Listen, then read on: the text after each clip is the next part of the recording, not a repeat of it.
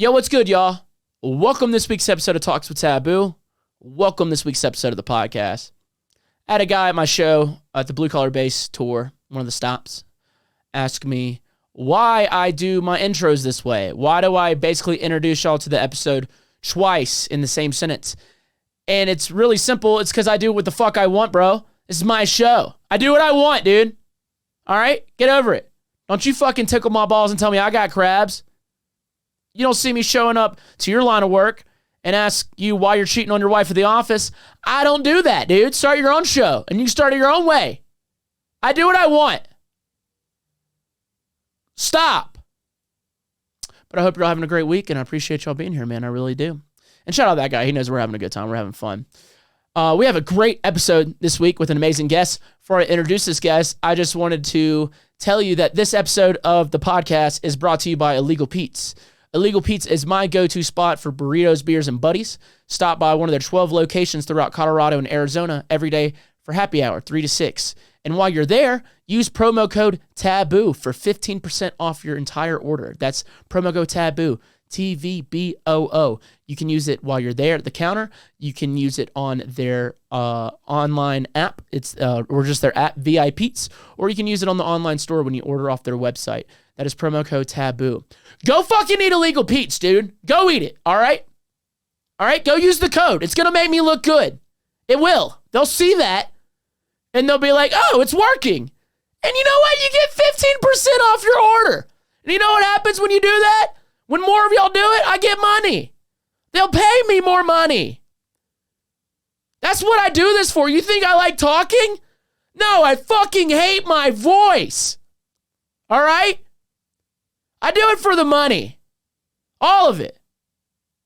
Do you think I want to talk to a bunch of DJs? No. I do it for the dollar bills, y'all. Fuck. That's promo code TVBOO, TVBOO. And I wanted to thank Illegal Pete's for sponsoring this week's episode of the podcast. Whoa, hello. My guest this week is one of my favorite people in the industry, man. Really talented producer and DJ. And dare I say it, one of the best looking guys in the industry. I don't even know why he's trying this shit. He should just be a model.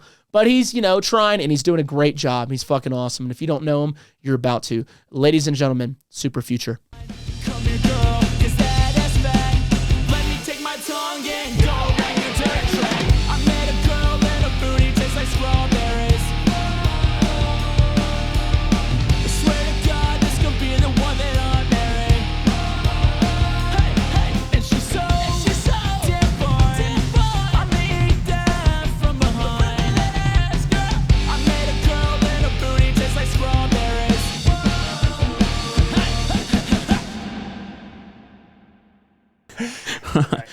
All right. What? We've been practicing at home in front of a mic and just to make sure I can actually do this right. Really?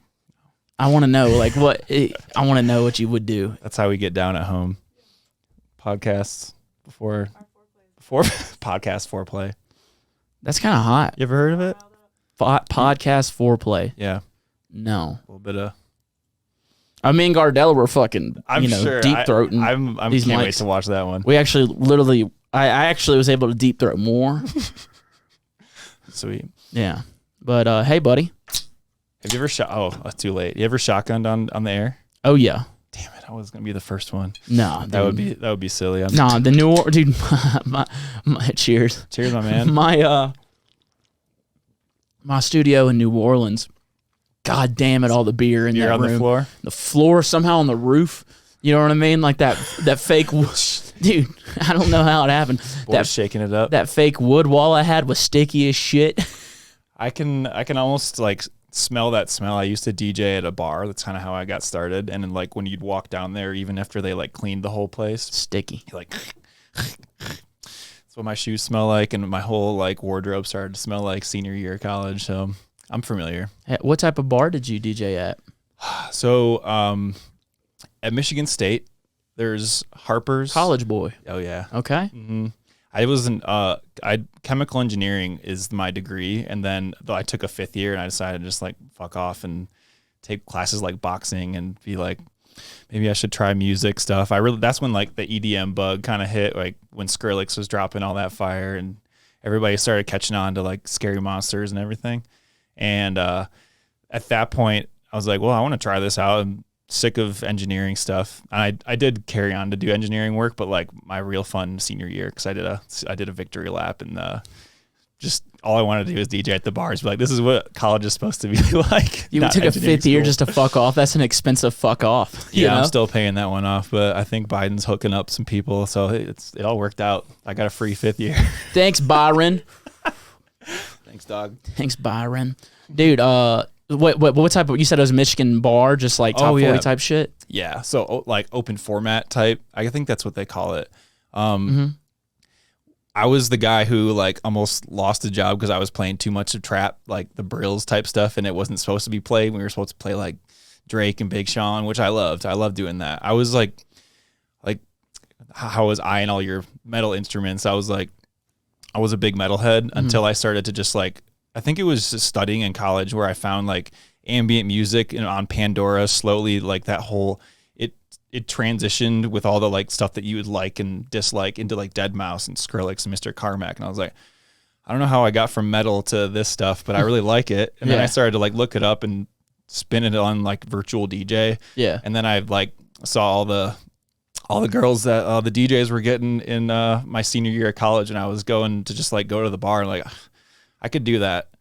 And I started to just kind of like buddy up to them. And then, so like Rick's in East Lansing, that's like the notorious one that always like sticky beer filled floor, but we love it because it's just like dark and you can't see anything and raunchy shit happens every day.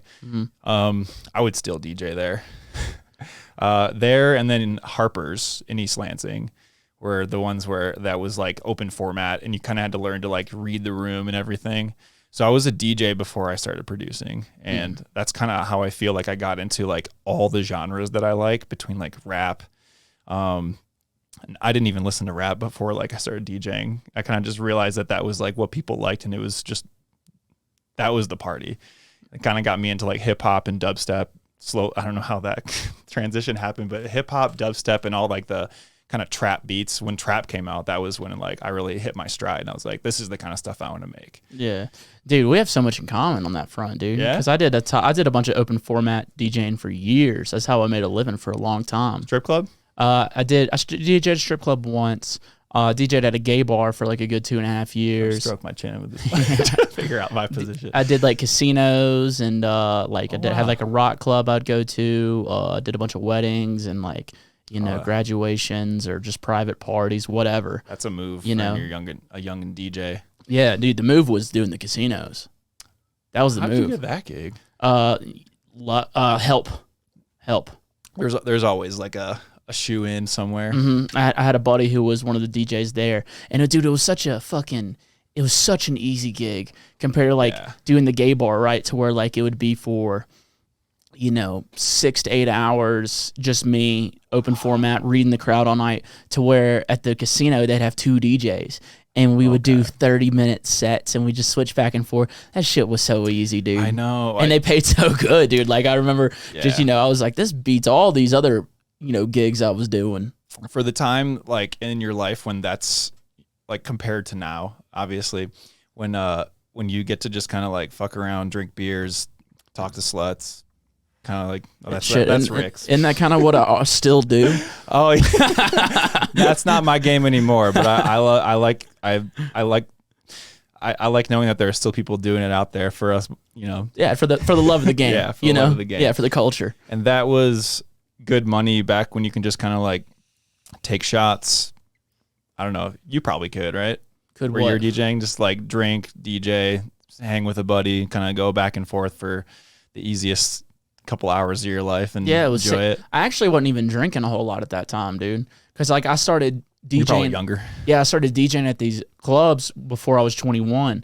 And like in Mississippi, it's not that many clubs, and they've known me. I've been playing with my bands in all these clubs since I was like 13. So I never wanted to disrespect the owners. So like I never would drink in front of them or anything like that. That would be like, a tough position to be in, where you don't want to be you're in the party, but you can't fuck up. Yeah, I just didn't want to, like, cause like they know my age, I know my age, and like they're hiring me. I don't want to, disrespect them like that every now and then. When I'm like 19 or 20, they, sneak me a drink or whatever. Like, we're doing a shots with all the coworkers. They're like, yeah, come on, Mitch, or something like that. That's what's up. For the most part, I didn't even drink a whole lot in that moment.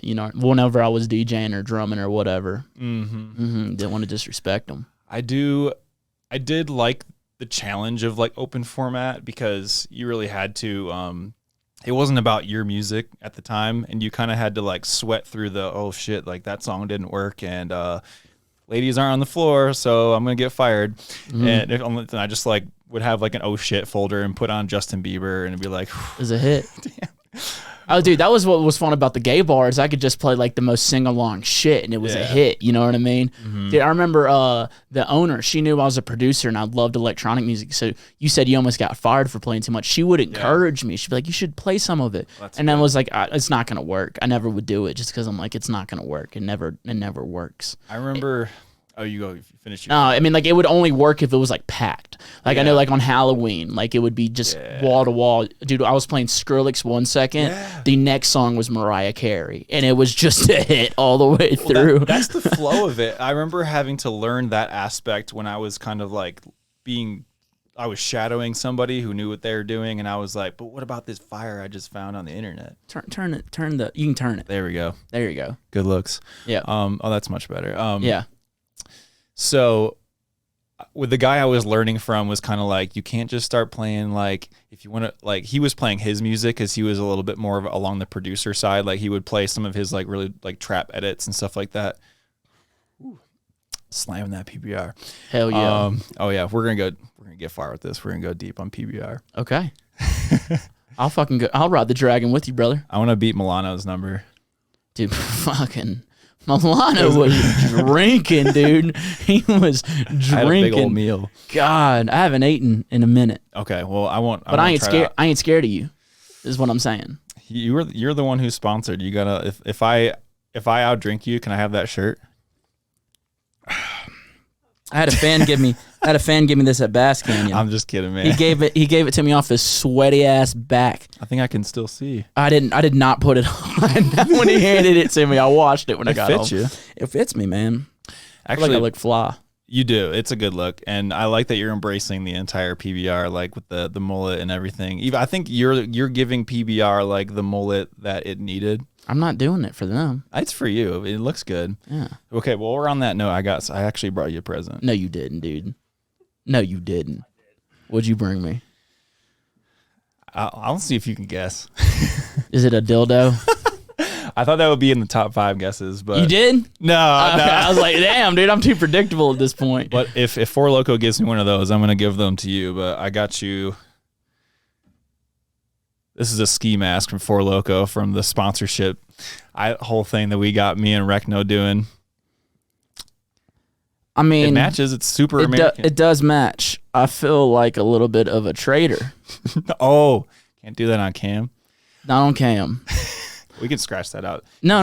We'll keep it in, dude. I want them to know that I'm loyal. That's good. Well, you can. No, I mean, but you can just take a marker and. No, dude, I'll wear this with you, bro. We'll be in the crowd cutting up at your show tonight. Oh, yeah. Yeah. Yeah, it serves. That's how you're going to find me. I'll be, well, I guess you probably will.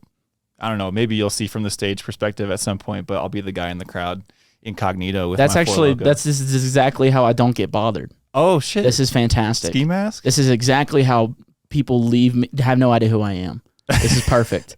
It was the colors that told me I needed to give one It's to you. great. I love gave it. Too. It's very nice of you. Thank you so much, Nick. Got you, brother. Thank you, brother.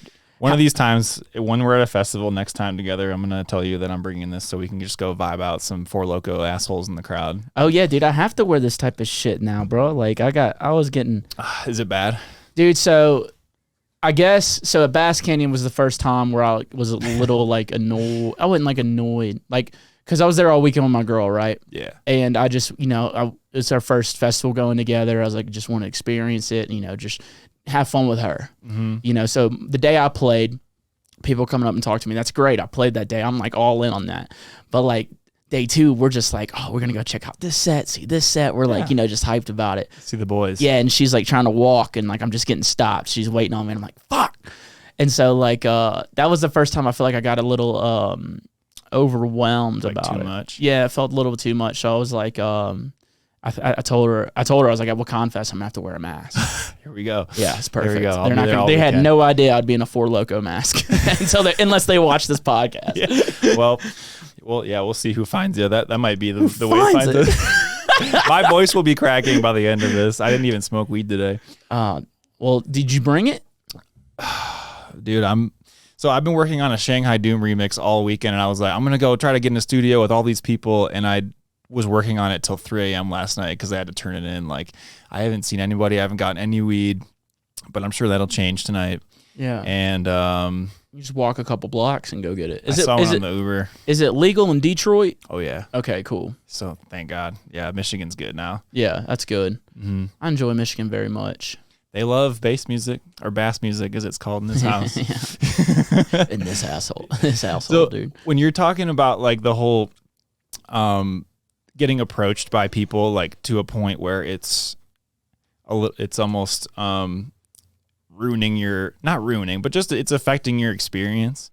I feel like I'm starting to just now get to that point, but there's like such a delicate dance you have to do. I learned from Brandon. Like now Recno gets like, oh yeah, I mean he's the most everywhere, most recognizable face and voice. Yeah. He's like he's like the personality and the energy that he has, just like you can pick him out from a lot of places, and that's honestly like something that's good about an artist, because you want to be able to be recognizable for every other purpose. But when you're at a show, like we've had to learn how to kind of like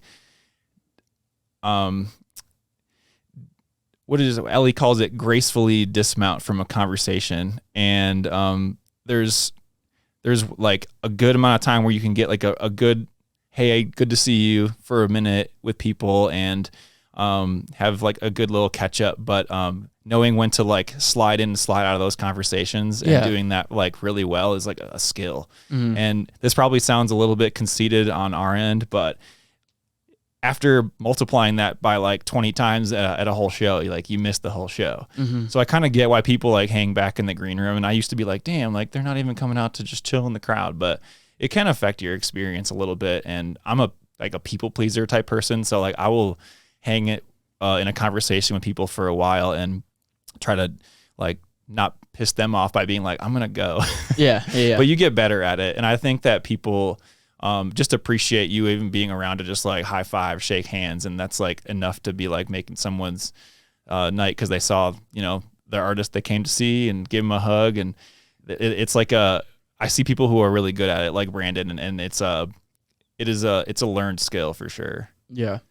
Now it's definitely like, it's a good problem to have. You know what I mean? Like I'm definitely very, very blessed that people want to come say hey. But like like if it's my show, fuck everything else. Like I'm talking to you. You know what I mean? For your people. I'm there for the people. 100%. But like those days, I'm just like, what a lot of people forget is like, or maybe not even realize, like we're fans of this shit. Mm-hmm. Like we love this music. We love the vibe. We love the dance. We love the dirty shit. You know what I mean? Like I'm a big fan of the music. That's why I grew this hair out when I headbang. Hell yeah, dude! I bet you it looks good up there too, dog.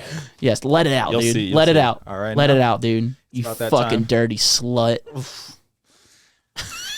Oh damn! I've been brushing it. I wanted to look good for this podcast. Damn, I'm like looking at your wife like, fuck, you got a good looking husband.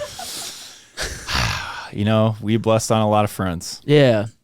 But yeah, dude, honestly, you brought up Brandon, dude. You've become like the straightest gay dude out there. You know what I mean? It's been fun. Yeah. Yeah, dude. I like being the ally for that. Like I think so we linked up in 2019, I think. I got to see him play, and I finally understood like what the whole like package was, where speaking of people who do like open format well, like he brings that whole element to the table where it's what the girls want to hear, it's what the gays want to hear, it's what the guys want to hear. It's like sassy, but he still throws down a hell of a bass set at the same time. So it's that whole cocktail of everything. It's a pun. Nice and punny. But nice cock. That whole energy of a set really like, I think when people see him play, they're really like enthralled by oh my God, I didn't know bass could sound like that. And that's really what's taken his whole fan base by storm. And I was instantly like, I've been trying to figure out how I wanted to bring that to my own sets, because I was like throwing it back to like the times I was doing it in college. I would play like Missy Elliott over some like trap stuff that I would be like working on in my studio. It sounded like shit back then, but like the goal behind it was to get something that like if people hadn't gone to a show before, they could be hearing the lyric that they love, that they from the 2000s or now, and over something like really hard and like slaps, and have that dynamic going across the entire set. And when I saw him do it, I was like, damn, he's so much better at it. And I was trying to do something like that, but not in like a competitive way. I was like, I need to meet him and work with him. Didn't even know he could rap. That kind of like came out while we were working together in the studio, like a little bit more, as we realized that we really had a good, like we gelled a little bit, like on a creative level. And ever since that, he's been leaning into that so well, and I've been really liking to do the same thing. We kind of the Astro is Anonymous little project that we have together is where we can kind of let that all out. It's like twerk, it's trap, it's bass, it's house, and everybody can find something that they love about it. And it really is like all of that open format DJing that I used to do coming out through edits and stuff like that. And I think that people get converted into EDM through that mechanism, because they hear something that they used to like listen to back in the day, down with some like way reinvented beat.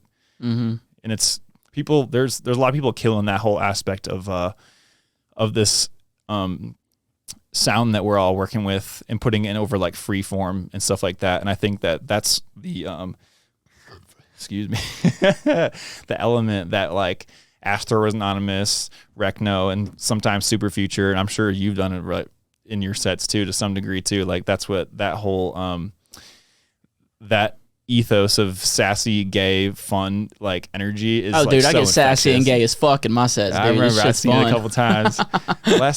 I was really excited to see your set at that Tribal Connections Festival. I was listening to your podcast the whole way, and I was like, shit, we're the different days. That was an in and out one, and it was a lot of fun. But me and Maddie, DMVU, kicked it for a bit there, and I had to go do another festival the next day. But I saw you and Gardella having fun, and I was like, man.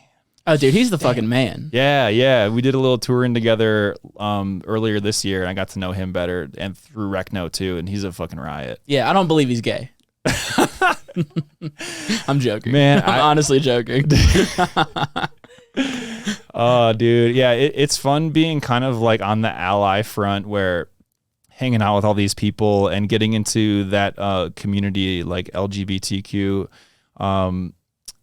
There's such good-hearted people, and I think that they've really found a great home in the EDM and bass in all EDM like world. They love music more than the general population, and I think their music taste is pretty good too. Hell yeah, and they love to talk shit. Yeah, I love that about them, dude. You know what I mean? Like I fucking love that. That's how they like hit it off immediately when I brought Techno over to our house, and I was like, okay, you know, like everybody loves to talk shit. Everyone's mean, sassy, gay, fun at the same time. Yeah.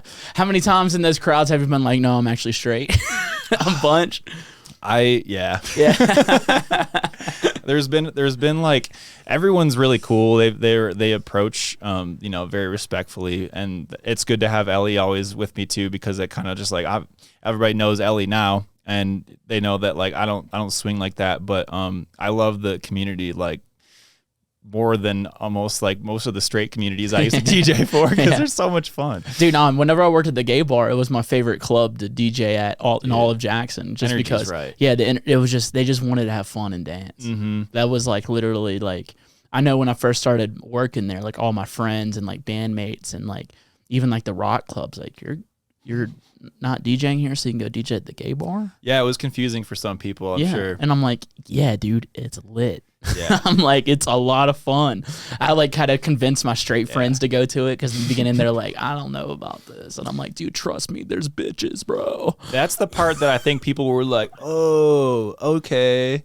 And then like, because all the girls like they would rather not all the girls, but a lot of girls would rather hang out with a bunch of gay men, because it's just like hanging out with a bunch more girls, and that like there's something about that dynamic that like in the club and everyone's having a good time. I would rather be around that too. So touring with Brandon and with Gardella, it was it was a really like, I don't know how to like, I think I might have already even said this, but there was just like more fun, more flair, more like energy in your face. Cause everyone is just like, they're about it. Mm-hmm. They're about this music. And I was ready to give like that sort of sound to them too. And it really helped me see that it's not just about the dubstep that I was like growing up in around Grand Rapids. There's a lot more that you can do with bass music and like trap and twerk. And even though I do a lot of like, I play a lot of different stuff and my range is like creating something different all the time. Like I know when I'm going to play that kind of show, it's going to be a certain type of sound and energy. And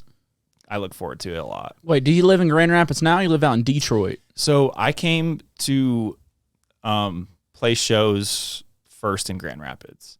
So like a lot of love for like the Chads out there. Oh yeah, I love all the bass Chads. country. Oh yeah, yeah, they were really good to us. And I started out making future bass, so I was kind of one of the guys when there was a whole community of dubstep DJs. I was the one that people would pick out because they wanted somebody who wasn't going to be like throwing a bunch of like rhythm and dubstep for the headliners. And then I started to really lean into that. And there were a couple shows that I would get put on. Like if there was somebody who had like a visa issue or something, like they would just throw me in because they knew that I was a safe bet and could sell. Like I really was like, I'm going to sell tickets to impress everybody because I wanted to like really shoot that shot. Aren't we still doing that? We're still starting to sell tickets to impress everyone. Yeah. I just don't have to go like walking around at all and be like, hey, you know, do you like this music? I'll be like, here's a link. Oh, dude, now I'm even more about it. I'm like, what do I have to do? Do I have to get naked for y'all to buy a ticket? Like, I don't. Well, yeah, you got a whole tour. I'll do whatever I have to do. I'm a fucking whore. It's you know what I mean? Good. I'm a whore. I'll do whatever I have to do for you. That sells. Yeah, dude. That sells, and you know your market. I think that the whole thing about like when you're doing a tour yourself, and you're doing it on a bigger scale than I've done for sure. But there's like a different pressure when you are trying to go out there and do your own headline stuff. Yeah. And coming off of doing like a co-headline with Recno, I was like, okay, well, now it's all me. Now I got to bring this shit to the table and like figure out how I'm going to sell it. And like your package is very well established. Like I see you and it's a very like unique thing. Got the comedic value, all of the like, I don't even know how, like what to label you as, but like people know that like they're going to get the TVBOO experience and they love it. And I'm trying to find that for me right now so that I can do something similar. And when you have a more of like a personality like you really like to show, that definitely like it leads and I think translates to more ticket sales. I think you got a great personality, dude. I think you need to stop. I met you in the lobby of a hotel for Revive Festival, and I instantly was like, I like that guy. Oh, you look tired. I don't know. You're coming. I was tired as fuck, dude. I hadn't slept. It was like a Halloween show. Was it like a Wakan one? Mm-hmm, yeah. Mm-hmm. You had that look in your face that I had never done like the red eye thing at that point in time, and you were just like, hey man, like you were really nice, and I didn't know what to expect when I met you, but like I could tell how like whooped you were. I was like a good guy. I'm like, can you just give me my room so I can go to bed? You know what I mean? That's exactly what. As soon as I got out of the room, I was just out. Son, but like, no, I think every single time I've been around you, I've enjoyed your company. You have just that energy about you, dude. I think you need to get that attitude, brother, out of there. You know what I'm saying? Mm-hmm. I think you got it, brother. I appreciate that. I'm kind of just looking for that special thing that authentically lets me really show people what Super Future is about as a person and a sound. What it is about? What is it about? I just like put that whole question in just one word. I'm happy to talk about it because I've been thinking about it a little bit, and I've been trying to. It's something that is easy to overthink, but I like to just be myself around people, but I don't do as much of the like video content to like show people that, I think. And that's one of the barriers that like I think a lot of people, if they can just kind of get over that barrier and be authentic on camera or like through like social media content, I think they'll realize that just being yourself is fine, and it's going to grow into something bigger if you just lean into being authentic. The thing, I've always just been kind of like a nerding out producer in my personality. Like I enjoy the whole aspect of the engineering of everything. So when I really like get into authentic conversations, it usually comes back around to like producer type stuff. But I'm looking to kind of like be more than that, I think. And I've been talking to people about it. Like I've been talking to I had a good conversation with CloZee about it. Like what sort of thing, as far as like do I lean into the sound that I do? Because I do a bunch of different stuff, like the down tempo and the bass side of things. And I've tried to kind of marry the two in sort of like you have like the healing, beautiful sounds, and then you have like a heavy, like slaps you in the face type bass set. And I think I wanted to kind of make like the sound speak for me before like my voice, but it's hard. That's really like my best like authentic gift I can give people as far as what super future is. Because I look at some people like you having your outside of your music, you're like a really cool, like a good person and like a comedian that like caters that to is like people who like comedy too. Mm-hmm. And the podcast is doing great for you too. And I look at Brandon and he's just kind of been himself his whole life. And now he's like a hero for the whole like gay community. And people who have some kind of gift like that, as far as like a personality trait, I feel like are doing really well because they can lean into that. Can I tell you something that I think you should lean into, dude? I don't even think you have to talk. You're kind of fucking hot. So like that's what she does. Yeah, yeah. Just take your fucking shirt off, dude. You're an attractive man. You don't even have to talk, brother. Just fucking take a picture of that shirt off, dude. I'm liking that picture and sending it to my homies. You know what I'm saying? That's come up before when I had this conversation with people. Your wife told you that, dude? She's got a cosign on these pictures.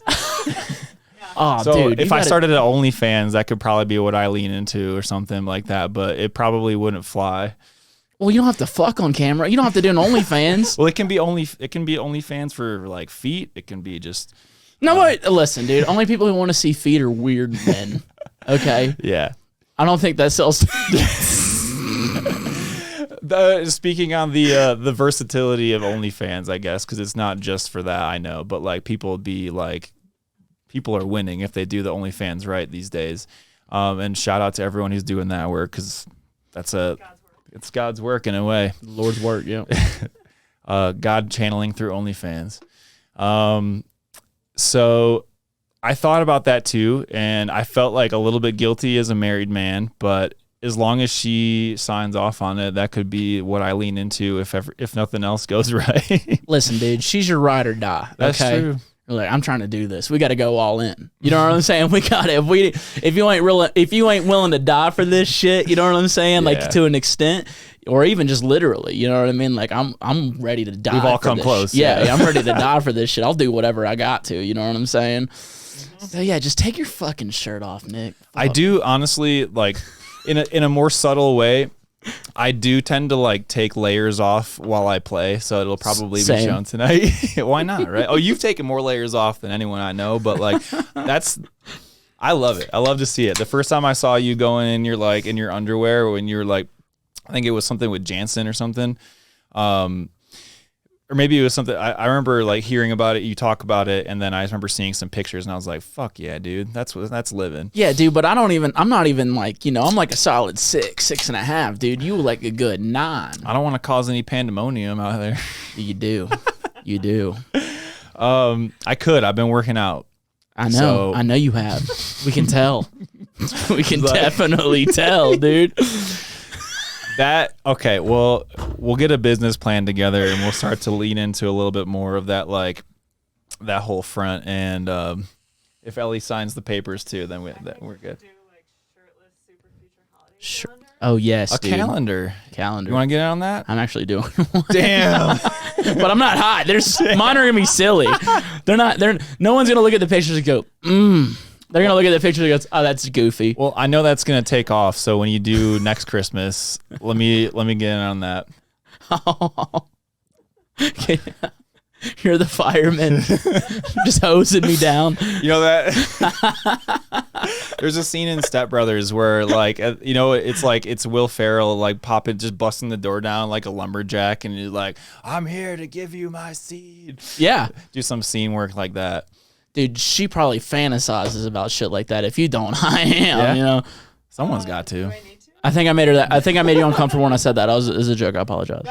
No, Ellie loves it. He said no. Ellie loves it. she's like, fuck this guy. That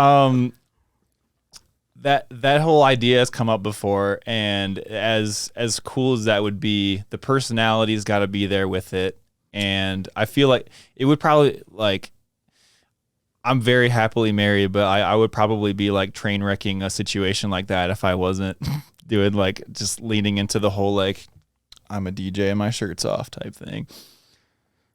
I don't know. What do you think? You're going to train wreck your marriage for doing that? No, like in a different life, if I wasn't married, I would be just like the same fuckboy I was. Oh type yeah, shit. got you. Yeah, I feel you. It's interesting being married as a touring artist now, and I think like we had to learn how to do that as like kind of.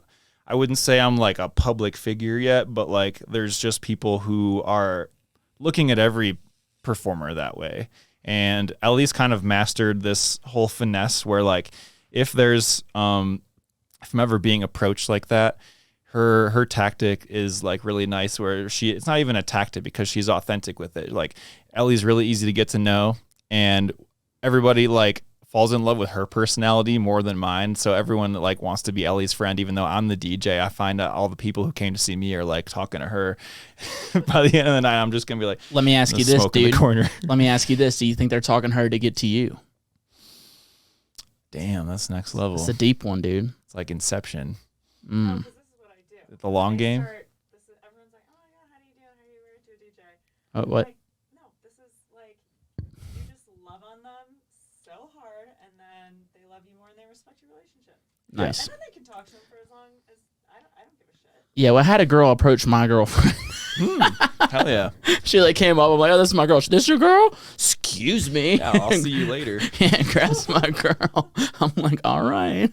See how'd it play out. Oh, dude, she ain't into it. But I was, because that was my first time. I was like, I was curious how this is playing out. I'm like, how's this gonna go? Yeah, in real time, you're like, oh shit, well, didn't see that one coming. I'm sitting there like, bam, chicka, chicka, chicka, bam, chicka, bam, the whole like the porn music plays in the background in your head. yeah, Like, it's just me singing, you know. get on the guitar. La la la la. I can't think of what song I would play in my head if that moment ever came up, but probably like What's your fucking song, dude? You know what I mean? Like if you you had a fucking song, what's your fucking song, dude? we got a whole playlist. Nice, dude. I used to have a playlist, but it was a bunch of Rihanna and R. Kelly, so half the playlist don't work no Half more. it's gone. Yeah. I think like Bryson Tiller and Drake and like it's got to have some like rap with a little bit of attitude. She brought a lot of that like soulful trap music into my life, and I think that when I play my down tempo sets, you can almost hear some of it too. Got you. I want people to be fucking and healing and crying by the end of these down tempo sets. Dude, so I had a Uber driver. Shit's funny. Oh, no. You reminded me. It's an Uber driver, and there was a Drake concert going on, like the night before or something like that, like in LA. Mm-hmm. And he was like, "Man, ain't no dudes listening to Drake. Drake's for the bitches, bro. Like, if a guy said like his favorite artist Drake, he gay." I'm just in the back dying, dude. I'm just dying. Just like editing your playlist. I'm dying. Ever since that moment, I've been like, "Yeah, dude, Drake's for the ladies." You know? So you heard it there first. I mean, Drake kind of seemed like in college it was like always played, and so I was DJing it, and I was like, oh, I'm so sick of just like it's always Drake. But then I've come back around to appreciate like he's got skills, he's got like the entrepreneurial thing, he's got this mystique about him, and I like him as like a rapper and all the people who he surrounds himself with. But man, that is a true fact. Drake for the ladies, dude. Well, dude, like, yeah, I mean, you don't get that big without being fucking talented. You know what I'm saying? Like, it ain't. It's not even possible. You don't get that big and maintain it for that long without being fucking talented. It's literally impossible.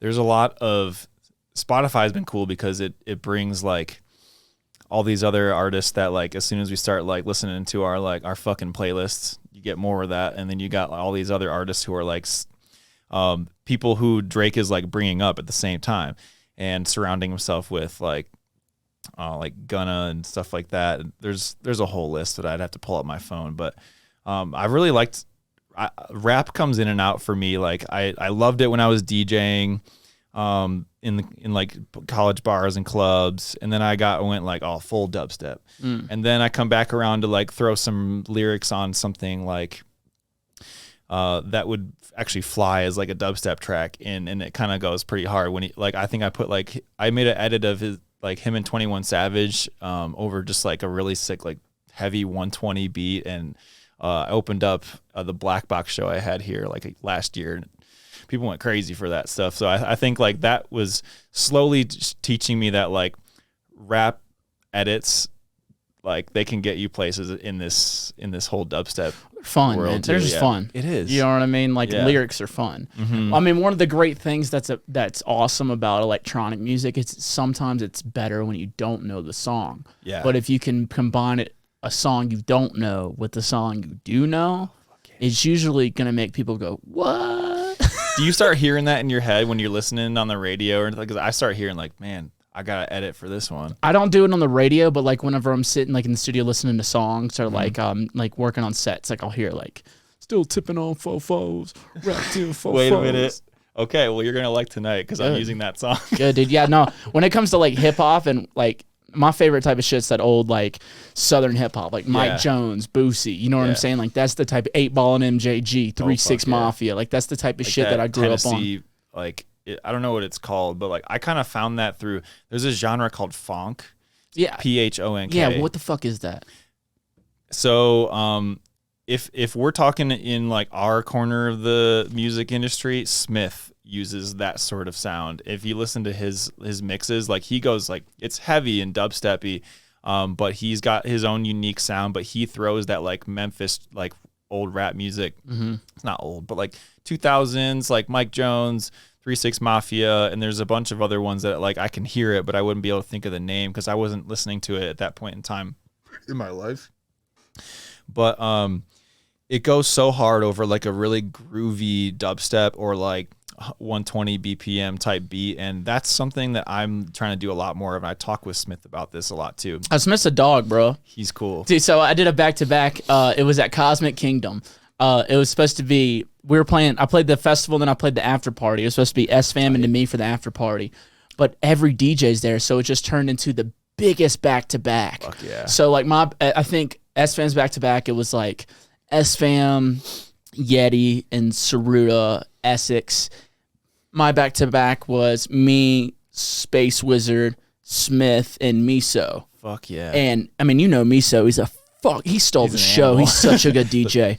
He's such a good DJ. I mean, just like scratching. he's so good. Yeah. But dude, it was really funny with Smith because like he would do a lot of like the mashups and edits, and it turned in from that to him just playing the original songs. So like, it went from his like edits to like, oh, I'm just playing Mike Jones right now. Like it's literally just the song. So I've we're having done to, that on accident. yeah, we're having to figure it out. You know what I mean? But and then Yeah. Miso just comes in and just fucking slays it. But yeah, dude, that was a funny Smith story. It was just like at first he was in it, but he's like, man, fuck this shit. We just playing the OGs. I love that actually because like there's some people that expect like a heavy, I don't know, like I guess I can't really put my finger on why I love that, but it's just like when people put like love on the actual song and it actually can carry like the energy, it still goes hard. It's got the 808s really booming. Maybe you have to crank up a couple levels to make it hit like the dubstep track does, but like when you do something like that, I was throwing like NWA into one of my sets before, and I was like, this is the wrong version. I haven't edited this, but it's just gonna like that what's that one, the Eazy-E track, Boys in the Hood. Yeah. And it flowed. That's fun. Yeah, that whole healthy appreciation for rap music has like I think helped my career too. Yeah. I kind of was in the same boat with you. Like, so like I grew up on like old Southern hip hop. You know what I mean? Like dirty South hip hop. So But like sick. it wasn't like my favorite. I think I got a lot more of appreciation for it as I got older. And yeah, like I didn't listen to a whole lot of rap or hip hop until I started having to DJ at the clubs as well. You learn quick that way. Yeah, you have to. Yeah, you have sink or swim at that point. Yeah, you have to. Yeah. That's what's crazy about like the open format stuff is like, so like at a bass music show, you play a song someone doesn't know, they're in it, and they might even be more excited. Yeah. But like at a club, like an open format, you play a song that someone doesn't like, they might leave. And they literally are like, oh fuck this, the music here sucks. Let's go across the street. It's like it's crazy because it's like a lot of times they're scared to dance to something they don't know. And it was really annoying during the open formats because it's like, I know y'all want to dance, but you're not going to get on the dance floor until I play the cha-cha slide. I know. It sucked. Dude, that whole like chip on my shoulder about like, I know this song's good. Trust me. Like your bitch is about to dance to this. I promise. Like, go get your drink. You'll see you on the floor in 1 minute. Well, it's like even a song they knew, right? It's just like, oh, they'll be singing it, but they're not going to dance until you get everyone on the floor with like the cha-cha slide. Like, yourself was like, how long are we going to do this? We're all adults here. You know what I'm saying? Like, get with it. It's like a mob mentality thing. Like once the majority of people run to the floor, or if people like know it's a safe bet, of an open format type song. That's why I had the Justin Bieber playlist as like my oh shit playlist. And then you see people just like run to it and you're like, okay, I guess we'll do this one again. Mm-hmm. It is a trip doing open format, but if you can crush open format, like you can take that into your EDM bass, anything like all EDM genres can benefit from being able to read a room with like open format, like sixth sense, we'll call it. I'm glad you learned that though. I think it's a good skill. It's important. A lot of people don't know about it. Yeah. Reading a room. You need to be able to switch it up real quick. Like, all right, this ain't fucking working. You can tell. You can tell when someone doesn't have it. That's the thing about like producers who learn to produce first don't get that experience, and they have to learn the hard way when people don't listen to their whole original set and they're in a new city that might not love like bass as much as Denver. And when you can really learn to read the room, I still have my college like party playlist on one of my USBs, just so I'm like, okay. Dude, I still got the gay bar is called Wanderlust. I still got my Wanderlust playlist, bro. Ready for anything. Can't get rid of it because ready for anything. You know you're gonna need it somewhere, sometime. Mm-hmm. And if you have that open format sixth sense, you can pretty much work in any field, like any DJ playing field. Mm-hmm. Mm-hmm. Did you have any type of musical experience before you got into? I mean, I know you said you DJed and then you started producing. You're a guitar player. Oh yeah. Oh yeah. Big. I started learning. Actually, it was like Guitar Hero that got me into guitar. I got a lot of people into guitar, man. Mm-hmm. Like a lot of people started becoming musicians. Like props to, I don't know. It was like, I don't know what company that was, but GH, brother. Yeah.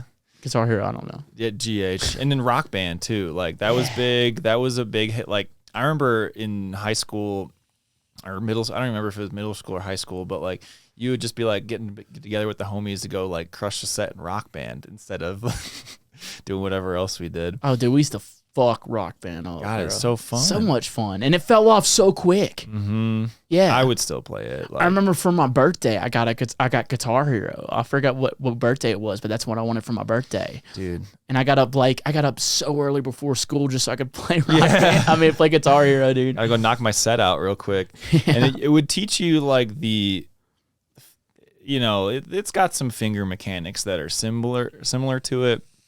But from there, I started realizing like, man, this is just like a fun feeling to kind of be in the flow with a band. Yeah. And then my brother, who was a drummer too, like he started loving like drums more, got a better drum kit. I like was a Fender guy all the way. So I had a Squier and a Telecaster. Now I have an American Strat. And we just dove into the classic rock library that like Guitar Hero kind of really like catered to at first, because it would play like the classics, and then and that from there I was learning guitar, starting to play around more. Took a couple of classes. Man, I'm burping like crazy. It's good stuff. I remember my first time, dude. Yeah, damn it. I was 11. Oh, 11. Yeah, Beat me. I've been drinking this beer since I was 11 years old.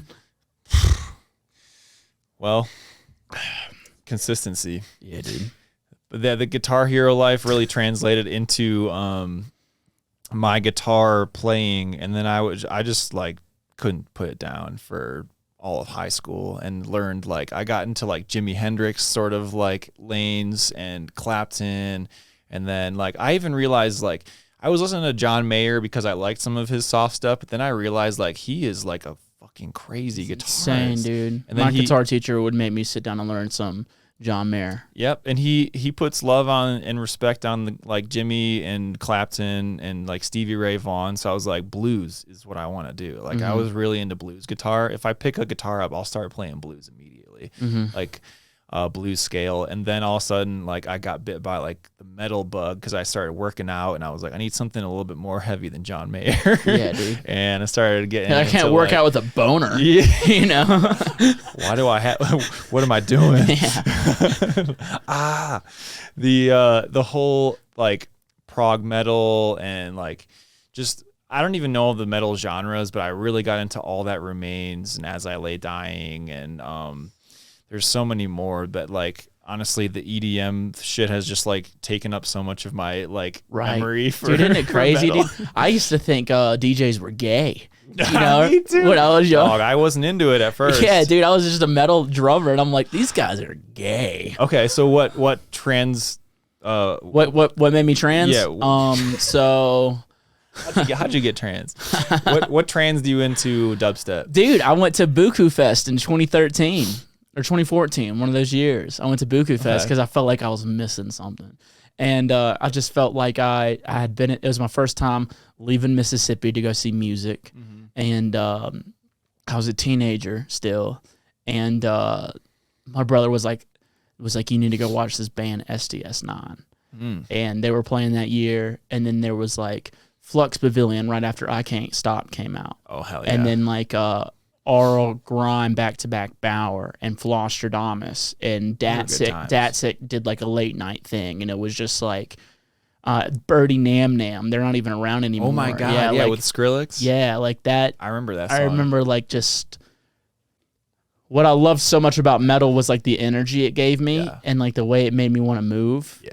And I was like, I remember throwing down to like Flosstradamus, and I was like, I've never thrown down or danced like this. Yeah.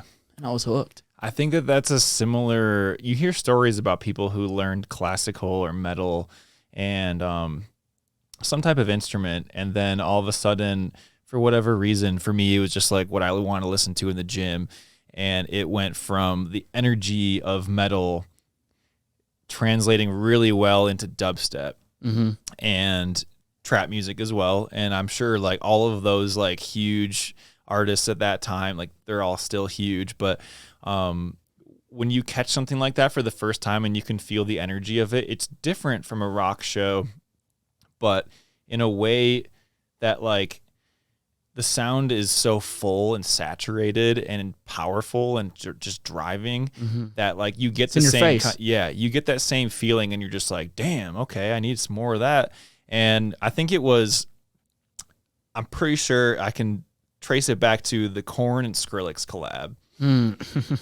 That song, like that, like for me, I don't know what I was listening to when I was working out, but I was like, fuck yeah, it's like a guitar and I don't know whatever the fuck this sound is. And then all of a sudden I'm like bench pressing too much weight, and I'm just like, okay, I need more. All right, mention the gym a couple more times. I'm just, you know.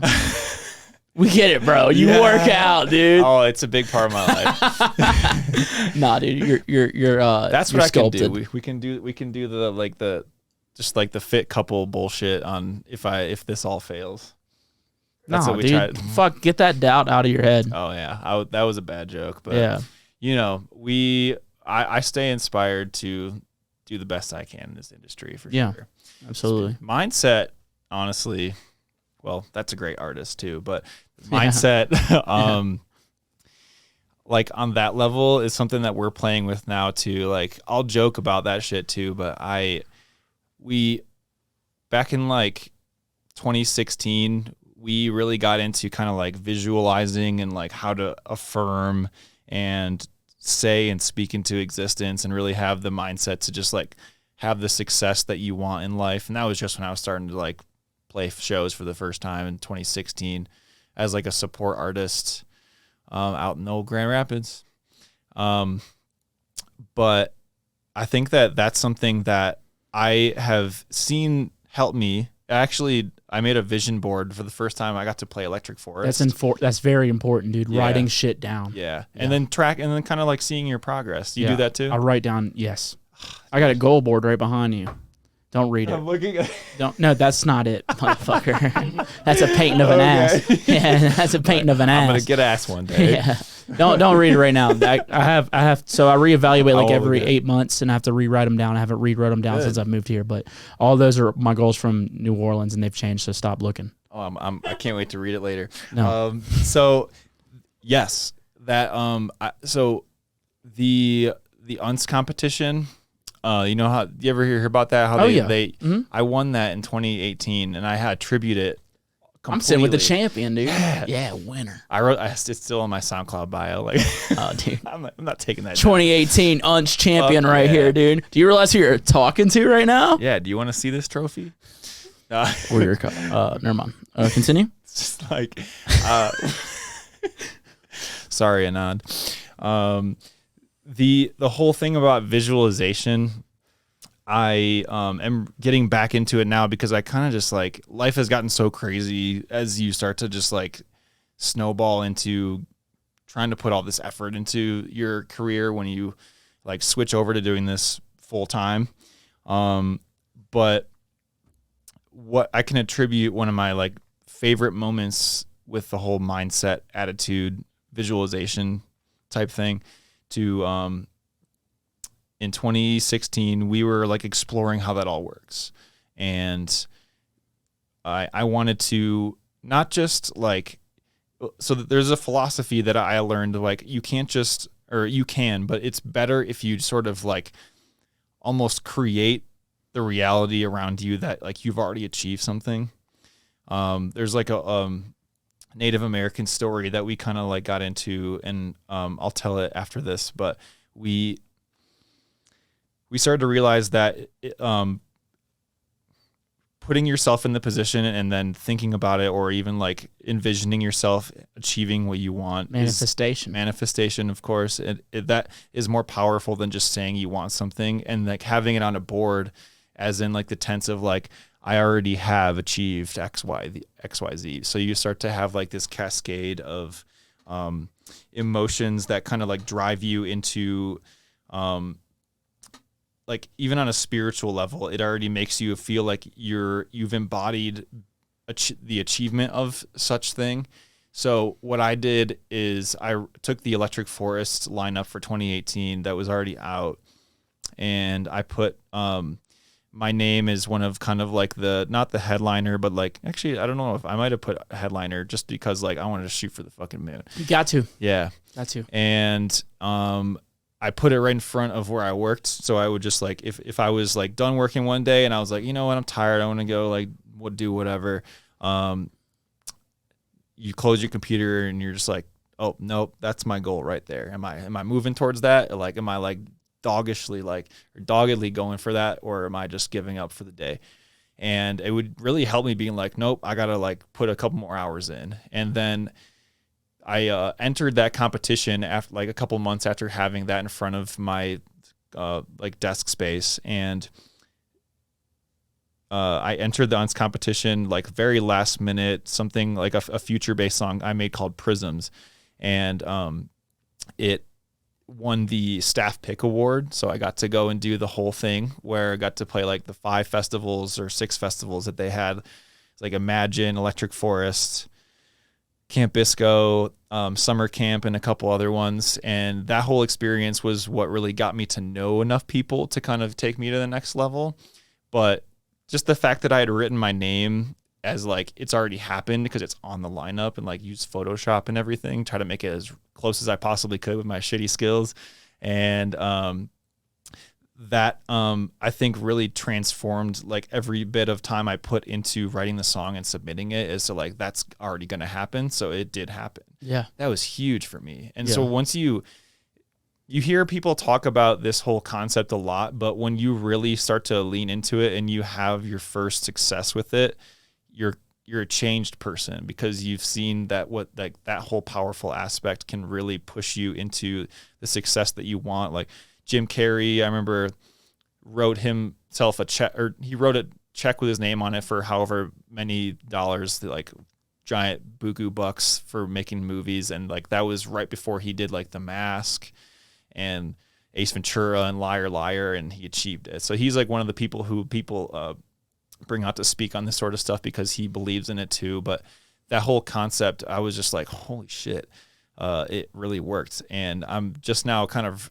like, I've gotten kind of lost in the whole rigmarole of, you know, growing your brand, growing your artistry. And I'm like, you know what, I need to like, I invited a bunch of my friends who are kind of like aligned with this whole thought process. And we're going to have like a vision board party where we're just going to like sit in our kitchen, have a printer, and then just make these epic vision boards for ourselves. Would you say that was the most pivotal point in your career where like things were different after that, winning that UNS festival? Yeah, because from there, from there, it's just a series of moments I can trace back to friends who have helped me achieve other things and just meeting them in that process. And that was me getting into the whole manifestation mindset and then having a success with it. I almost brought up another gym analogy, but I'm not. I'm gonna save the when you experience something for the first time and see your success with it, you start to just like your whole demeanor changes and your whole outlook changes, and you start to write differently. And that was when I started to hit like new levels every 6 months, and achieving that gave me a little bit more of a base of people that could help me with some things. And the people who I met at the UNS festival, I love Anand and everyone involved in the UNS as well, because they've all helped my career too. But I met one of these guys, Jameson, who helped me like get involved with Bass Rush and Okeechobee, and then photographers who like, I started to realize that when you go and do these festival things, I didn't want to like I didn't know how to approach artists who were great, in my opinion, at that point in time, because I didn't want to like be like, hey, Ikali, hey, Zed's dead. Like, I remember meeting. You don't want to be that guy. Yeah, I don't want to be that guy. And I didn't really approach the artists, but I got to see a lot of their teams and make friends with their teams. And having Ellie with me, she's like an amazing conversationalist, and she wins everyone's hearts over. And like all the people who like I wasn't able to necessarily like connect with, she would connect with. And then that gave us a whole network of people that helped me grow into my role now. And it was a pretty pivotal moment. It's beautiful though. Yeah. How about you? You got a story like that? I don't know. I loved hearing. I mean, I just wanted to comment on a lot of things you said. Like, it sounds like y'all are a fucking team. That's beautiful. I mean, that's what you want. You want 100. a fucking team, like a ride or die type of shit. She is very much that for me. I love that, man. Also, I love what you were saying. Like, you'd close your laptop and then you'd be like, you see that thing. I'll call that beating the bitch out of you. You know what I'm saying? Like, sometimes all of us got a little bitch inside of us. Yeah, it's like a coach yelling in your ear or something like that. Yeah, and it's like you have to have the strength to tell that bitch, fuck you. You know what I mean? Sometimes you have to do things to yourself against your own will. Yes. You know what I mean? So I love that writing that down did that for you, because writing shit down did a lot for me. Good. You I'm know happy what I to mean? hear that, because I think that more people can benefit from hearing people succeed from it. It's sort of a psychological. It's tough to see it come to fruition if you haven't had it happen and work for you. I think that's the struggle that people see, like with a lot of things in life. And the first time you get a taste of some powerful manifestation or affirmation, like some sort of like, it's almost like a spiritual moment, and you start to change your whole philosophy on how you try to achieve things. Yeah, I always like to say, fuck dreams, I got goals. You know what I'm saying? Mm-hmm. Dreams are in your head. Goals are something you write down. I see. Okay. Mm-hmm. Goals are very real, and you can actually kind of like put them in front of you, sort of feel out what it's even like to have that goal set in front of you, and it's just like a big driving force. Mm-hmm. like a dream of mine. I wish I was 6'6" and then the NBA, but that's that's a dream. That's not gonna happen. What if it could? Maybe there's going to be some like scientific thing that They're not gonna just sign. By the time science hits, I'll be 30. You know what I'm saying? And my time will be past. Well, hey man, I think you know what? It's what even writing that down as like something that seems unobtainable will help push you into that like effort anyway. No, I mean I like the effort. I mean like I brought up NBA just because I've been getting really big into basketball. Like I play it all the time. Type. And man, when I first started playing, I was shitty, and I knew I was shitty. I knew I was bad, but I was like, I'm gonna play every day, and I'm gonna get decent at this. And now I'm decent, and now I'm like, I'm gonna get good at this. Pulling up, just now I'm like, I'm gonna get good at this. type. Like even the people I've been playing with, they're like, hey, bro, I'm seeing you. The You know what I'm effort's there, saying? and Oh, dude, I was in the beginning missing every shot, couldn't lay up Shit. a fucking thing, couldn't dribble to save my life. You know what I mean? Like I was just all defense, but now I'm just like, now I'm like, it went from like being picked last on the team to like a couple weeks ago. I was like, yeah, we want Mitch. Like first pick. I was like, good. let's go. You do some pickup shit, like Yeah. oh hell yeah, Yeah. I try to do it 4 or 5 times a week. that's good. Yeah, Man, I would get smoked if I tried to play pickup ball these days. we should go play some ball after this. Well, Ellie, you want to shoot some hoops? Outdoor court right down. I'm out. oh yeah, I'd love to watch. she got some foot surgery We action. can go shoot some hoops after this. Where at? Right down the street. I'll drive us. It's a little outdoor court. Got extra Okay. balls. It'll be fun. All right, Yeah. I got some time. I'm supposed to go do some studio time with Red Rum, but I think that she'll understand. Yeah, she'll be fine. Yeah. How do you We think do both. How do you think the show tonight's gonna do? Actually, they have a whole new like production thing they just laid in there. Like so that being a selling point, I think they put like production behind the booth, like with the sound and into the capacity of that. And I've been to the ballroom before because I've been to other side show. That's a whole fucking story. Are y'all playing other side or ballroom tonight? We're doing the ballroom tonight. Fuck yeah. So Miso's headlining, and I'm going to be direct, and then we got Sags and C-Nopes too, and so it's like a Spicy Boys reunion, honestly. And I think that being one of the first bass shows with like the whole upgraded production, I think it's going to bring a lot of people. They raised the roof a ton. I had the owners of the podcast, of the venue on the podcast a week ago, yeah. And they were telling me about the renovations. And then I was there Sunday at the other side. Sodown was doing a outdoor patio party during the day.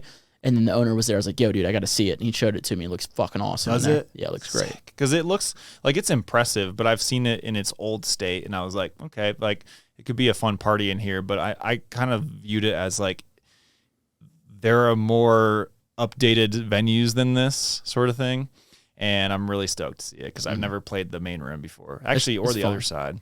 It's fun. I got kicked out of the other side a couple times. What'd you do? I was playing at Temple one weekend, and I left my ID at the airport, so I had to get X's on my hands when I was there.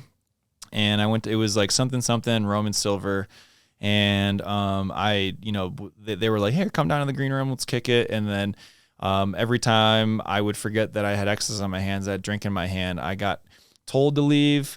I snuck back in, went to the ballroom, just kind of hung out and listened to some other house artist. I was like, oh, I can't wait to go back to there. I'm just kind of like incognito.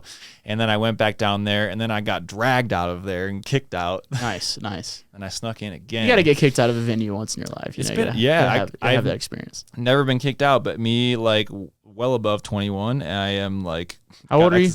32. Shut the fuck up. See, people don't notice that. Shut the fuck up. I found the Fountain of Youth or something. What do you do? Like murder children and drink their blood? Like, what are you doing? Workout. Yeah, that's good. That's good. And then drink their blood. Drink their blood in the protein shake. Hey, dude, speaking of the night show, dude, can you put me my girl plus one, me plus one, dude? I'm trying to go. Always. I figured. Always. Got you. Nah, man, this has been great. I love hearing like your mindset of where you're at and like what you're trying to do, and just like you seem very motivated about it. Y'all seem like a team, which is really beautiful. Yeah, thank you. I love that. We trying. It's a different it's a different playing field being a married person, but like Ellie and I try to say that we want to show people that it's still like very much possible in a world where like people don't really see that being a possibility as much. Mm-hmm. And I think we're winning over a lot of people because like they see the team effort that we put in. I love that. I would be like a piece of shit without her. I would be such a piece of shit. I feel that, dude. I mean, me having a girl is definitely keep me a lot more grounded. Good. Because I've been a slut. I've been a hoe. If you don't live your slut times out, I feel like you're missing out on a big part of life. Yeah. And I will say it's just nice having, like, whenever I'm on the road, it's nice having someone to miss. Yeah.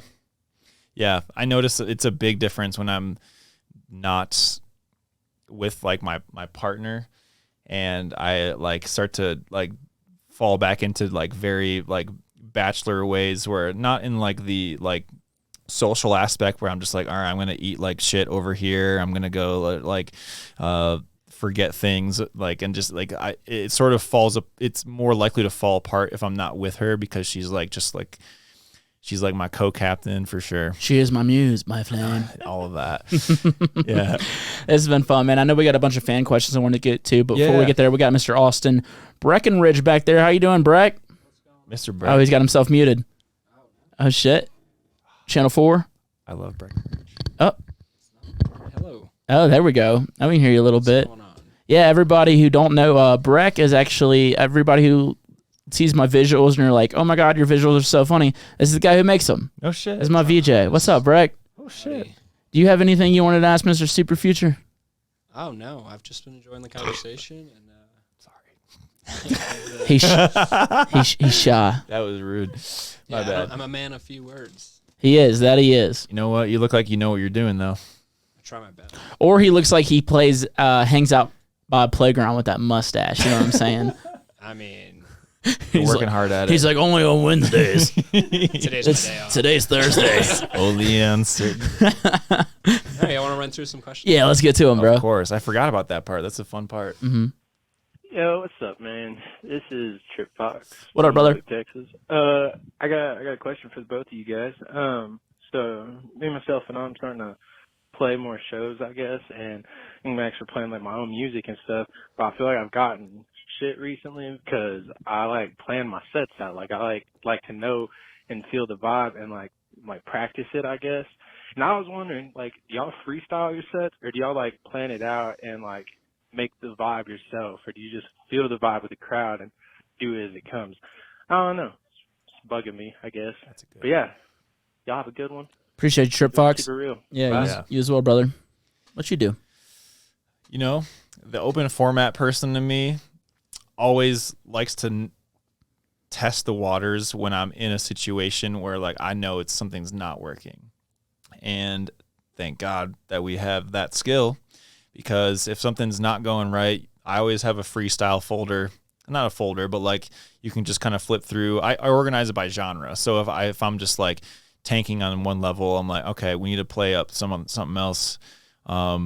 There's always that ability in the back of your head that you can freestyle it. The more I get into, well, I used to always have to freestyle or like try to do something different when you're playing in one city, kind of like when you're starting out. But now that you get to have like your experience, it's like being in a band. You have your set list and you can change it up if you want. I think it's really good to be able to count on yourself to do freestyle, but like I go into it with a plan and sort of just ride different BPMs and energies, go like kind of have some peaks and valleys, high moments, low moments. And I do bring a designed set, but like even tonight, I just got a bunch of music from some people that I'm like, I'm going to go back to the hotel later and be like, all right, let's see where this can fit. I'll probably just keep it in like my recently added folder and like throw it in with the time's right. So it's a combination thing, I think. Yeah. I feel like for me, festivals are like more of a showcase than a show. And so festivals, I'll plan them out. They're a lot bigger production. There's a lot riding on it. You know, I've got a lot riding on this. 100%. And fucking clubs, dude, I'll go in there just ready to party. You know what I'm saying? Like, I'll freestyle that bitch all day. 100%. Now, this is my first headline tour coming up. So, like, I'm trying to make it special. I'm trying to make it stand out. Yeah, we got to talk about that. Yeah, so for my tour, I'm definitely doing a lot of planning. It's going to be a different set every week, but like it's definitely, I just want it to be just spiffy and perfect. Like I just want to make sure that everyone's coming to Blue Collar Bass Tour, got like the best TVBOO show they could ever possibly get. So like, dude, I've just been spending so much time just the last week, and then I have one more week and then it's on. But like that's all where my time is focused right now. Like I had to stop myself. I mean, I was just like, I gotta write some new tunes. Like I was in the studio with Shoutout yesterday, you know what I'm saying? Like we're like writing new tunes, and then today I was like, I need to fucking chill. I got way too much new music. Also, I gotta promote this fucking album. I need to I was going to ask if there's an album behind it. Yeah, it's got to be. Yeah, I got to promote this album. I need to like stop making tunes because I'm wanting to play these new tunes when I need to play the album. I've been playing the album for like a year. Yeah. But it's just like, yeah, so I'm definitely planning this shit out more. My advice to you, dude, you're just starting out, bro. Fucking plan it out to where you're comfortable. Once you're comfortable, dude, and you can tell the crowd's not fucking vibing, learn your fucking songs that you have on your flash drive to where you can switch it up in a heartbeat. You know what I mean? If they're not vibing with where you're heading, maybe you have a heavy set planned and it's like 9 a.m. You know, not 9 a.m., 9 p.m. and they're just like walking in the door. They're not ready for the heavy shit. Just give them something to have fun to and then lean into it. You know, maybe you can get there at the end, but be able to switch it up if you need to. Yep. I think being able to switch it up is an important skill for anybody. But like Mitch is doing, he's got something to show people. If you have a whole bunch of music that's going to come out soon, you want to show people what's coming and be able to do that with a little bit like maybe like 25% fluidity where you can just kind of like go a different way with it. Oh, dude, I'll like, if even at festivals, I mean, I did it at Bass Canyon. Yeah. You know what I'm saying? I was like, all right, I had a plan set, then I was just like, I saw something, and I'm like, all right, we're going to go here for a second. Because I was like playing this 128 stuff, and they were vibing hard. I'm like, all right, I'm going to keep this going right here. And then I got like 174, and I'm like, all right, they're fucking with this. So I'm going to do another one that wasn't even I was going to do. You know what I'm saying? Like, you can look at a crowd and tell like if they're liking it or not. Oh, hell yeah. You know what I mean? That's the read in the room, baby. Yeah, and so and it's a little harder to do at a festival, but like you can still tell a little bit. But yeah, switch that slut up. You know what I'm saying? Yeah. Fucking flipper. I think that's a good plan. And Breck like that. He turned over and gave me a head nod. Get ready for another Yeah, let's get to another one, buddy. Yes, sir. Hey guys, so I have questions for both of you. So TVBOO, I noticed for your tour coming up that you are coming to Grand Rapids and not Detroit. So basically my question is like, how does that go about with promoting and like promoters and stuff like that? How you decide which side of the state you go to, or if you go to both? Because we're from Detroit and we're pretty bummed they're not going to be over here. So we were just wondering. And then also, Super Future, what is your favorite thing about the Detroit scene? That's it. Love y'all. Have a great day. Bye. Word. All right, I'm just gonna let her know I'm a fucking whore. I'll do anything for money. Fair. That's what it is. No, I'm joking. I'm about it. No, man, I actually was supposed to have a Detroit show right before the tour. I do believe. I'm pretty sure. And I don't even know if I should be saying this, but fuck it. What are they going to do? I hear it. Yeah. But like, I know they had booked me for a show in Detroit, and then like Sullivan King announced a show like the same day I had a show. I'm like, Sullivan King's killing it. They love the heavy shit in Detroit. Like I'm not even, so we canceled the show. I'm coming back to Detroit. We already have something done, like ready, but like, yeah, we're not hitting it on the tour. But yeah, I mean, sometimes radius clause is a big part of it. Yep. Sometimes radius clause is a big part of it. Sometimes which promoter wants you more? Mm-hmm. You know what I mean? Like Play that game. I don't handle my bookings. You know what I'm saying? I have agents for that, but I imagine agents are like, okay, they're going to pay this much more here compared to there. That's a part of it too. Also, like, where do we have the best chance of success that night? What else is going on in the market that night? Detroit's a way bigger city than Grand Rapids. Detroit has a lot more shows going on at the same time. You know what I mean? Maybe like Excision's doing something in Detroit that night. You know what I mean? Who knows? I've been fucked like that before. Yeah, who knows what's going on? But there's a lot of factors into it that are above my pay grade. And luckily I have people that look out for that type of shit. But I mean, that's the agency magic. It has nothing to do with me not like. Actually, fuck that. The reason I'm not coming is because Detroit can eat my asshole, and I will literally punch everyone in the face there. And Grand Rapids is Hope you cool. come punch me in the face. Come punch me. I'm obviously joking, but like, you know, yeah. sometimes I don't like your city. Detroit's not one of them. Man. All right, now you got to come punch me in the face just to make good on that when I'm in Detroit. Okay. Yeah. I can do that. He's not going to back down. I can do that. I will punch you. You got covered all your bases there? Mm-hmm. Yeah, I think that a lot of it comes down to the have you played a show there recently? Is there something else going on? And or do you have plans coming there in the future? Because that whole game can get kind of dicey because like the fans are all like, oh man, like why aren't you coming here? But there's always something coming in the works. Like your team's always got a plan for each region, each city. Yeah, like I'm not coming now, but give it 6 months. Yeah, when I got better shit. Yeah. You know what I mean? That. Yeah. Grand Rapids and Detroit are two places that are close to my heart. I'm from Detroit, so that's why I moved back here. But Grand Rapids is where I came up, and I think that like Grand Rapids has the Electric Forest thing going for it, and that was founded on a lot of bass music. So like they're gonna be going hard for TVBOO when he comes through on that one. And I honestly could see myself going over. I might swing by because I miss Grand Rapids. Should slide in, dude. I might do that. Please slide in. You're playing Elevation. Do you know? I think you are. When I looked at the tour, because that is my favorite room. Okay, cool. I should know, but he's gonna be in a good room. I don't blame you. That's a lot of dates to remember. So the thing about Detroit, I think that there is a lot more variety and deep-rooted electronic music culture. Grand Rapids is really, really coming up in its maturity and on the music scene sort of side, but Detroit has something more venues, more to do if you want to break from some other style of music. Like when I love when Movement Festival comes around because I didn't know how much I would like techno, but I'm kind of a techno slut now. It's so much fun, dude.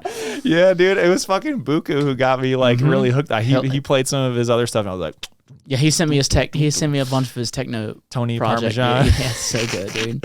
Dude, Buku's a fucking Rob's a riot. He's wild, dude. He's wild. Always smiles. He's a good man.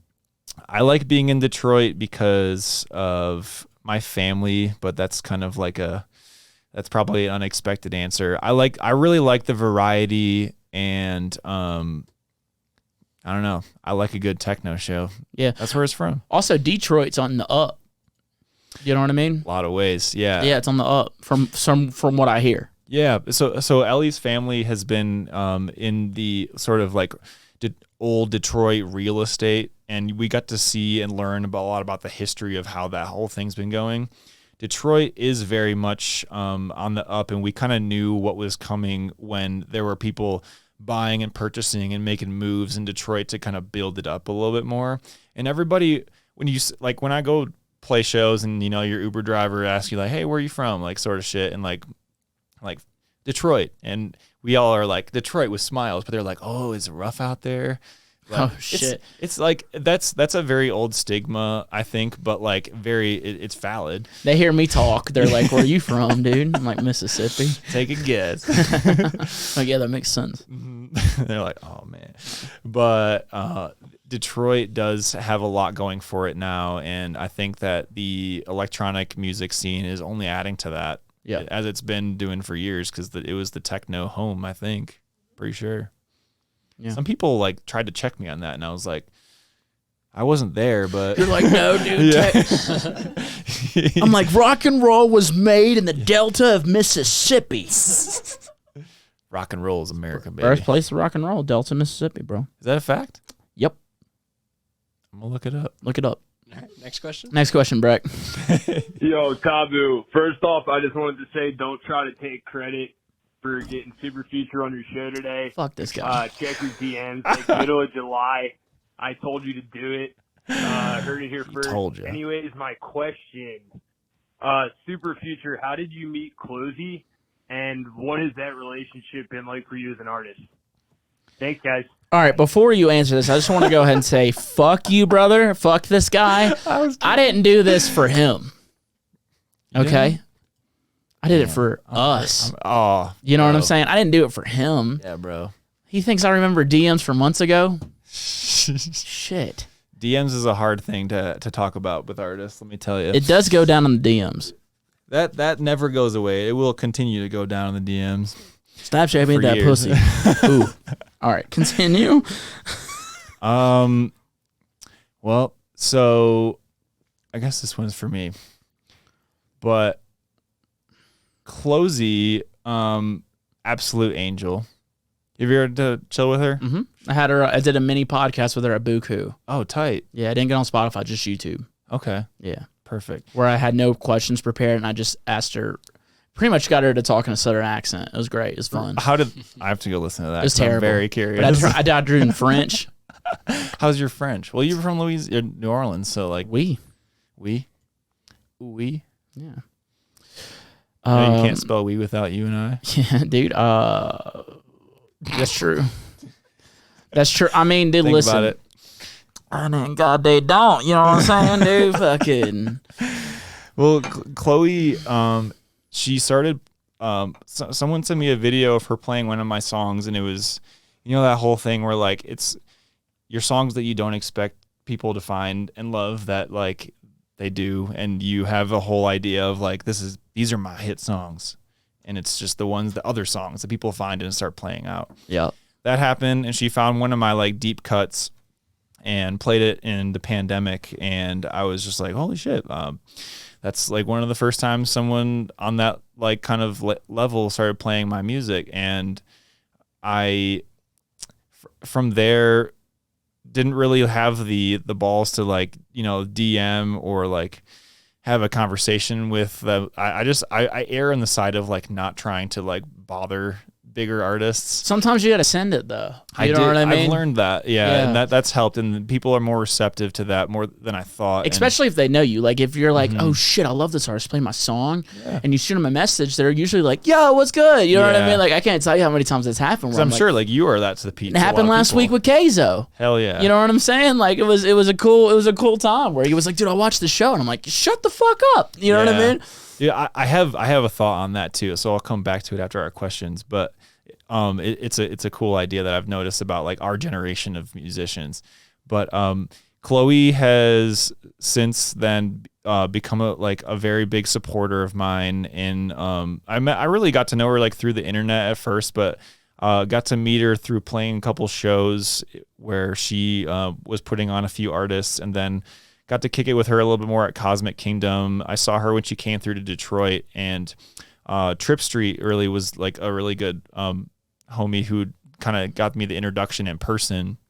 And she has like, I saw her like in her like post show element. She's like having fun partying, but then when you get to know her and talk with her like on a one-on-one level, she's a very like, she wants to know you like deeply and really like find out who you are as a person and support you. And since then, like I had like a artistic existential crisis about like what the hell I want to keep doing, like what sounds I want to make. And I'd like texted her, and she's like, hey, call me up later today. We'll talk about it. And she kind of helped me through these sorts of things. So she has been from the get-go, like, I think for everybody who she like chooses to support, and even her fans, like she's a very down-to-earth person who will take the time to get to know you and try to make you feel great about yourself. A lot like Martin. Martin does that too. Yeah, he's a great guy. Mm-hmm. Both great people. Fuck yeah, I love that. Let's get another one, Breck. Hi, this question is for Super Future. I was just wondering if you were going to do any more curated shows in Detroit, because I thought the last one you did was super cool. Thanks. I hope you guys have a good time. Well, do you have any comment? No, it's for you, brother. It's for you. What should I say? Whatever your heart tells you to say. Okay. My heart says that thank you so much, Detroit, for even being about it. I've started to do like down tempo after hours sort of thing, because if people have a whole night of going crazy with some bass shows, they can come kick it at this like private location where they can just be like kind of rock to bed with some sexy down tempo. And it's been more receptive than I had thought. And I will keep doing those, as well as some bass shows too. The last one I did was the guy who ran it was a friend, and he was entering like a film in a film festival. So I did the song to accompany that film, and I like doing one-off things in my city because it really like starts to give a lot of you start to feel like you're a part of the big movement that your city has on a music level, and I want to be part of where I live to a point where people know that like I support the city, especially Detroit, because it's where I'm from. Just like I'm sure like you want to put on as much of the culture from every city that you have been a part of and just like help it shine. Yeah. And I think everything that an artist can do to support their city, no matter what city it is going to be something that like helps build all the people up as far as the scene and the city itself. And it feels good to be part of like the growth of any major city. Yeah. I love that. That's why I do it. Very true. Very fucking true. Mm-hmm. Yeah. Let's get to another one, Brett. It's our last one. Bet. What's good, guys? My name is Ty. I'm What a up, big Ty? fan of you both, but I do have a question for Super Future. So I've always had a strong belief that peak music is created when talented rappers collaborate with talented bass producers. So in listening to tracks like your Yikes Flip and the Ass Throwers Anonymous mix, what do you look for when combining female rap with bass? And how does adding an element of sex appeal in bass tracks affect your live shows? Wow. Thanks so much. I know you got some thoughts on that too. How does that add sex appeal in my live shows? It helps. It does. Pull your dick out. We want to see him. I want to see that dong, You want dude. to see some of this? Yeah, show me your balls, you know? Dude, sex appeal has to be part of bass music. It's a part of every music. Yeah. You know what I mean? Not just bass music. Every music should be like... Do you think Cardi B would be as big as she is if she wouldn't talk about her pussy? Facts. No. I don't think so. I don't think so. She went out there with Megan and was like, we're going to make a song about pussy, and people are going to eat that shit up. Yeah, dude. Wouldn't we all love to? Literally. That's how it works. I think that like dance music and any music should have sex appeal always, and anybody who says otherwise, like, get the fuck out of here. When making some kind of flip like that with a female rapper, I honestly want to work with more female rappers. So if you hear this, please hit us up. The thing about female rap is I feel like it's not underrepresented, but it brings like if Nicki and Cardi type of music, like if more rappers had that sort of like, they all have this sort of confidence that just like you are just as good, if not better, as all male rappers. And they like to put their fucking pussy on the table when they rap, and they want to have people know that that's what it's about. I'm going to put that in a bass song because I like the feeling of it. It's just like there's an energy to it that really works, and I want to help people feel empowered across the board. Oh, dude, I don't even have a pussy. And when that song came out, I felt I powerful. feel like I have one. I have a wet ass pussy inside of me. You know what I mean? Like I felt like a bad bitch. And like I said, and I've never had a wet ass pussy. But a wet ass pussy in your heart right after Yeah, that one. inside of my soul. You know? I love that. Yeah. Yeah, dude. Fucking pull your dick out. Let's see what happens, buddy. You want to do one more? Nick, pull your dick out. Now we're at the end of this. We are? We're at the end of this. Dude, I've been holding a piss, so I know. Good thing we're at the end, huh? I'll beat Milano's record next time. Next time, we'll see. Damn it. What do you want the people to know before you get out of here? So, I'm having some fun writing some new music that has influences from the down-tempo side and the bass side. And what I'm trying to do with that is build experiences where I can do both. And at the Caverns with CloZee's whole The Voyage 2, I'm going to be doing some of that. We'll have a bass set and a down-tempo set. The whole package for me, and this is something I've been kind of like going through, like figuring out what do I want to do? What do I want to lean into? Like, is there a reason why I should just do one or the other? And I'm like, fuck it. No, I got to do both because artistic expression should be as many things as you can possibly do. And down tempo and bass is going to be sort of like the yin and yang of my project because I love to do both. And thank you, CloZee, for seeing that and helping me put it on. But the more festivals I'm being a part of, like even Wakan, that'll be a fun one. And I want to do as many renegade down-tempo sets as I possibly can. So if I'm booked for a bass set, someone find me a down-tempo set because I want to do that too. I want to give people both that fucking sexy feeling and that like sexy but bassy feeling. Oh yeah, I love mean? that. I feel that, dude. Every festival has booked me. I'm like, book my stand up too. Yeah, honestly, like that's the power play I think that we can both bring to the table. Like bringing something more than just a bass set, which we all love and we can all really do well, and I think will never go away because it's fucking awesome. But like having something else to bring to the table, like you and I do, I think is gonna be like what. Yeah, bring a wet ass pussy to the table. You know what I'm saying? We will. Yeah. We will do all of that. Well, dude, thank you for being here, man. My man, it's For real. been really fun. Thank you. It has been good. It's been a lot of fun. I love you. You know, it's been. I'm empty. I know. Fuck it. We'll have to You're not choose empty. again. I'm fucking. God damn. But no, thank you for being here today, man. Thank you for Much sharing love, your my story, friend. man. Love you, brother.